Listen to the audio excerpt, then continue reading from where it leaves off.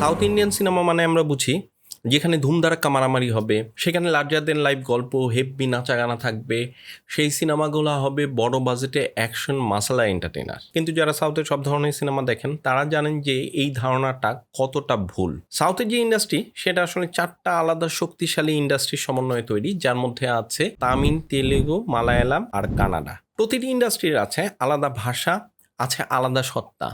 দুই ধরনের সিনেমাই সেখানে তৈরি হয়। একদিকে যেমন বড় বাজেটের কমার্শিয়াল সিনেমা হচ্ছে, আবার অন্যদিকে লো বাজেটের আর্ট হাউস সিনেমাও সেখানে হয়। বলিউড মানে মুম্বাইয়ের যে সিনেমা সেটার সাথে সাউথের যে সিনেমা, সেটার মূল পার্থক্যের জায়গাটা হচ্ছে মানসিকতায়। বলিউডের যে ছবি সেটা হলো মূলত ফর্মুলা ডিপেন্ডেন্ট। একটা ছবি যদি হিট হয় তাহলে সেই ফর্মুলাই বারবার রিপিট করা হয়। সেখানে সাধারণ যে মানুষ আছে তার যে ইমোশন, দেশপ্রেম কিংবা জাতীয়তাবাদ, সেটা নিয়ে ধান্দা নানা রকম পায়তারা চলে। অন্যদিকে সাউথের যে সিনেমা আছে সেগুলো তার নিজের মাটির বা শেকড়ের সাথে অনেক বেশি কানেক্টেড। তারা তাদের যে কালচার, লোকাল ও নিজস্ব যে গল্পগুলো আছে সেগুলো খুবই গর্বের সাথে সিনেমায় তুলে ধরে। বলিউডে যেমন অনেক সময় রিমেকের উপর নির্ভরতা দেখা যায়, সেখানে সাউথ ইন্ডিয়ান ইন্ডাস্ট্রি অনেক বেশি সাহসের সাথে নিজস্ব অরিজিনাল কন্টেন্ট তৈরি করে।